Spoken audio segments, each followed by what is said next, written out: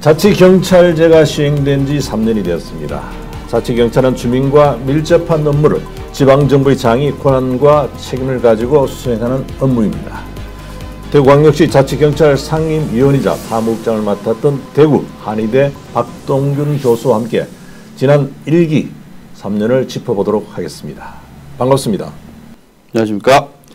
네, 먼저 자치경찰제가 도입된 배경부터 설명 부탁드리겠습니다. 예, 자치경찰제를 한마디로 이야기하면요, 주민자치행정하고 경찰행정을 잘 결합시킨 거라고 할 수 있습니다. 네. 그러니까 우리 지역 주민들하고 가장 가까운 곳에 있는 경찰관들이 교통이라든지 그다음에 순찰 같은 생활 안전이라든지 그리고 가정폭력이나 성폭력 같은 사회적 약자 보호라든지 이런 업무를 지방자치단체 소속으로 경찰행정하고 잘 결합시킨 것이 자치경찰을 할 수 있는데요. 그래서 지역 특성에 맞고 또 지역 주민을 제대로 안전하게 보호하자는 취지에서 자치경찰제가 도입됐다고 볼 수 있겠습니다. 네. 그러면 이게 보통 경찰은 민중의 지팡이라고 하지 않습니까? 그렇습니다. 그 지팡이 역할이 결국 자치경찰입니까? 그렇습니다. 이제 지팡이를 짚고 이렇게 안전하게 이렇게 다니는 것처럼 경찰이 지역 주민에 가장 가까운 곳에서 지역 주민을 안전하게 보호하는 업무가 바로 자치경찰의 업무라 볼 수 있겠습니다. 네. 그러면 국가경찰과 자치경찰 어떻게 구분할 수 있습니까? 예. 제가 이제 자치경찰이 우리가 정부 수립 이후 76년 만에 처음으로 실시되는 제도다 보니까 자치경찰제하고 자율방범대하고 헷갈리는 경우도 있더라고요. 네. 그래서 주민들한테 자꾸 다가가서 설명을 해야 되겠다. 그래서 자치경찰제를 아주 쉽게 설명할 때 예를 들어서 우리가 아플 때 감기, 몸살, 배탈, 설사는 자치경찰이다. 네. 그리고 암이라든지 큰 병은 국가경찰이다. 이렇게 설명하거든요. 네. 그래서 아까 말씀드린 대로 국가경찰은 큰 그런 그 범위, 예를 들면 뭐 정보라든지 경비라든지 테러라든지 뭐 살인이라든지 이런 거는 이제 국가수사경찰이고요. 그다음에 자치경찰은 이제 아동학대나 이제 사회적 약자 보호, 가정폭력이나 스토킹, 교통안전, 그다음에 여러 가지 그 지역 축제라든지 다중문집 행사의 경비 이런 거를 자치경찰로 보겠습니다. 네. 그리고 선진국 같은 경우 보면 국가경찰과 자치경찰 굉장히 차이가 나지 않습니까? 우리나라 제도하고 선진국 제도하고 차이가 있습니까? 예, 아주 간단하게 얘기를 하면요. 미국 같은 경우는 90% 이상이 자치경찰입니다. 네. 그리고 FBI 같이 연방범죄수사국 같은 게 이제 연방경찰, 국가경찰인데요. 그러니까 쉽게 말하면 국가경찰하고 자치경찰이 잘 분리가 돼 있어가지고 자치경찰은 지자체 소속으로 해서 아주 밀착되게 주민들을 보호하는 시스템인데 우리나라의 현재의 제도는 국가경찰하고 자치경찰이 이렇게 분리된 게 아니고 국가경찰하고 자치경찰이 혼합해서 사용되는 그래서 우리는 일반적으로 2원형이 아니라 1원형이다 이렇게 하고 있는데 어떻게 보면 약간 초기 모델로서 엄격한 의미의 자치경찰이라고 보기 어렵습니다. 네, 좀 발전적으로 변해가야 될 것 같습니다. 그리고 자치경찰위원회 역할이 굉장히 중요할 것 같은데요. 네. 사실 자치경찰이 자치단체, 지방정부의 관리하에 있지 않습니까? 네.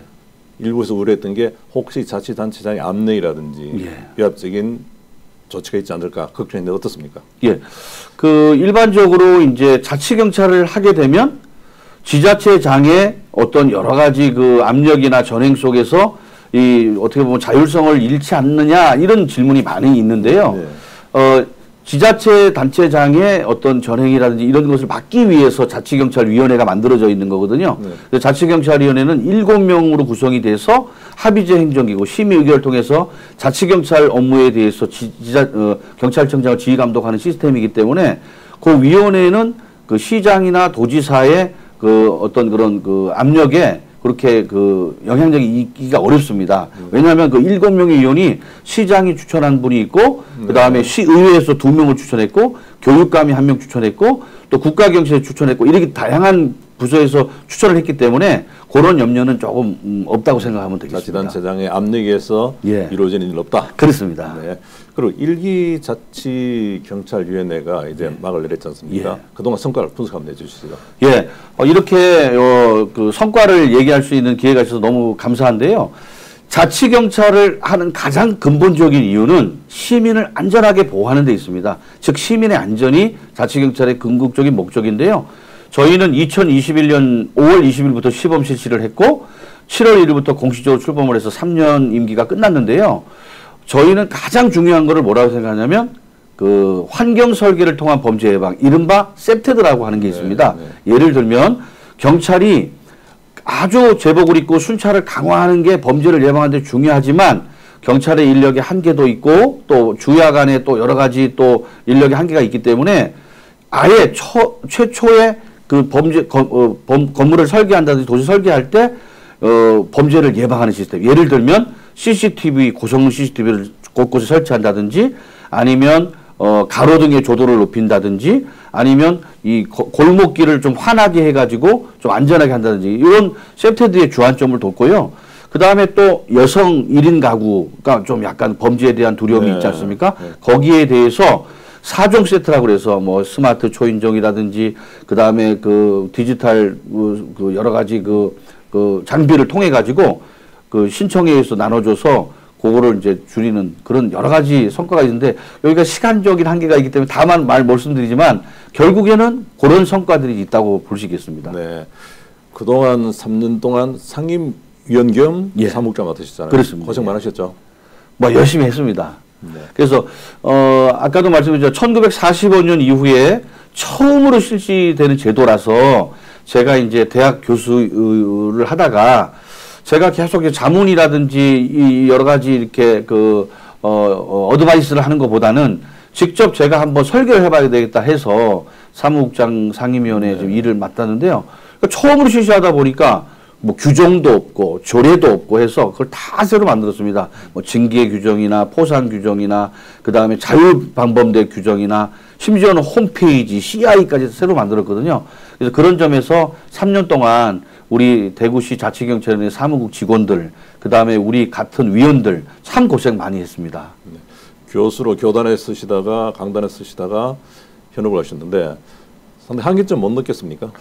한계점이 있습니다. 왜 어떤 한계점이 있냐면 기본적으로 이 자치경찰이 일을 할 수 있는 법적 그 토대가 약합니다. 예를 들어서 제가 이런 말을 하는데 지방자치제도가 실시됐는데 행정복지센터, 옛날 동사무소죠. 네. 이 행정복지센터가 내무부 소속이라고 할 수 있겠습니다. 네. 즉 지금 현재 파출소와 지구대가 지금 그 자치경찰위원회의 소속이 아니라 범죄예방대응과라고 하는 그 국가경찰 소속이다 보니까 범죄가 발생했을 때 112 신고에 의해서 출동하는 그런 거에 포커스를 맞추다 보니까 제가 늘 강조하는 예방순찰, 공동체 치안에 약간 좀 부족한 점이 있습니다. 그래서 이런 것들, 즉 오늘은 시간 관계상 짧게만 말씀드렸는데 그리고 법적, 제도적 한계 때문에 실제로 효율적으로 시민들을 보호하는 자치경찰 업무를 하는 데서는 약간 좀 애로사항이 있었습니다. 그러면 지구대는 파출소가 자치경찰을 넘어야 되지 않습니까? 그렇습니다.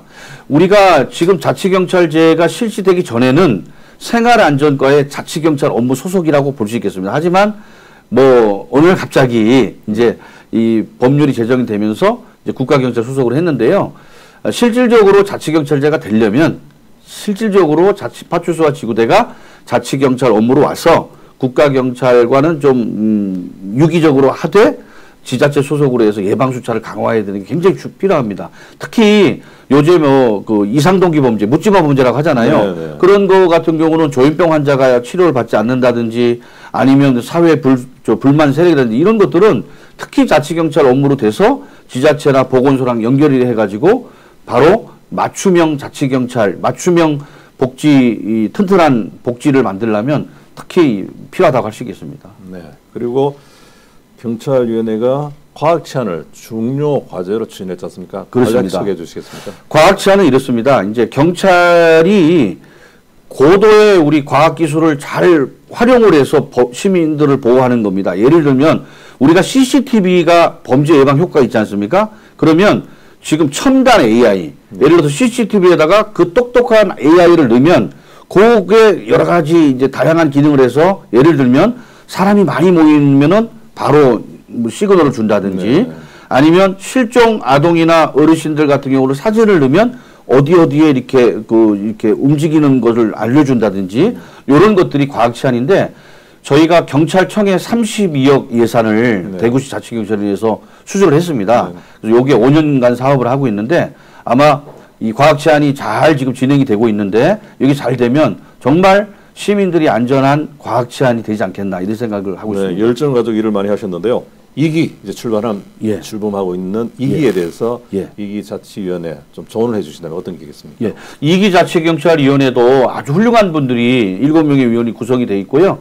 지금 이제 출범을 이제 시작했는데 저희가 한 것 중에서 약간 좀 부족했던 부분들이 몇 가지 있습니다. 예를 들면 그 성폭행이나 가정폭력이나 스토킹을 당해서 하기 힘든 그런 피해자를 잘 보호해가지고 또 이렇게 그 정상적인 활동할 수 있도록 할 수 있는 게 통합형 해바라기 센터라는 게 있는데 저희가 하다가 약간 좀 힘이 부족해서 안 됐는데 그거는 그 병원의 협조가 있어야 되는데 병원 평가라든지 이런 것들을 조금 개선을 해가지고 꼭 유치했으면 좋겠고 그다음에 현장 경찰관들이 지금 근무할 때 복지 포인트라는 게 있거든요. 네. 그래서 복지를 좀 해줘서 신나게 좀 일할 수 있도록 타 지자체하고 좀 보조를 맞춰서 그런 것도 좀 이렇게 보조를 맞춰줬으면 좋겠다. 이런 말씀 드리고 싶습니다. 네. 혹시 현장 업무 가운데서 국가경찰과 자치경찰이 서로 갈등을 빚으면서 예. 업무를 서로 미루게 해서 예. 차질 빚은 적 없었습니까? 그 이제 지난번에 이제 퀴어 축제라는 게 있어서 네. 대구 경찰청하고 대구시하고 이렇게 갈등이 좀 있었는데요. 그 부분도 지금 이제 요번에 이제 새로 출범하는 자치경찰위원회하고 또 새로 오신 대구경찰청하고 지금 이 부분에서 상당히 많이 연구를 하고 있는 걸로 알고 있습니다. 그래서 제 생각에는 우리가 자치경찰 3살이니까 네. 아직까지는 저 걸음마 단계인데 잘 될 거라고 생각합니다. 퀴어 축제 이야기 나왔으니까 예. 퀴어 축제 허용해야 된다고 보십니까? 어떻습니까? 저는 이제 퀴어 축제가 이제 여러 가지 이제 표현의 자유도 있고 한데 제 생각에는 이제 표현의 자유도 있지만 또 그걸 또 이제 그 도로를 막고 또 이렇게 하는 부분이 있어서 또 시민들이 또 불편한 점이 있기 때문에 저는 생각에 그 메인 무대를 조금 빼고 그 다음에 또 본인들이 또 주장할 것은 하고 해서 약간 그런 부분을 조정을 하면 두 집단의 어떤 뭐 여러 가지 주장이 해결될 수 있을 거라 생각합니다. 지난 3년간 자치경찰제 뿌리가 내리도록 고생 많이 하셨는데요. 앞으로 예. 계획이 어떻게 되어 있습니까? 예, 이제 저는 이제 3년간의 임기를 마치고 이제 대학으로 복귀를 했습니다. 그래서 이제 아이들도 가리키고 또 연구도 하는데 자치경찰과 관련된 꾸준한 연구를 통해서 또 이렇게 학문적으로 또 우리 자치경찰 발전에 뒷받침도 하고 그 다음에 또 자치경찰뿐만 아니라 뭐 국가경찰, 수사경찰 해가지고 여러 가지 제도 개선이나 이런 것들을 통해서 우리 경찰 그리고 궁극적으로는 시민들이 안전한 그런 대구를 만들 수 있도록 저희가 학자로서도 열심히 하겠습니다. 네. 오늘 바쁘신데 잘해주셔서 감사합니다. 감사합니다. 네.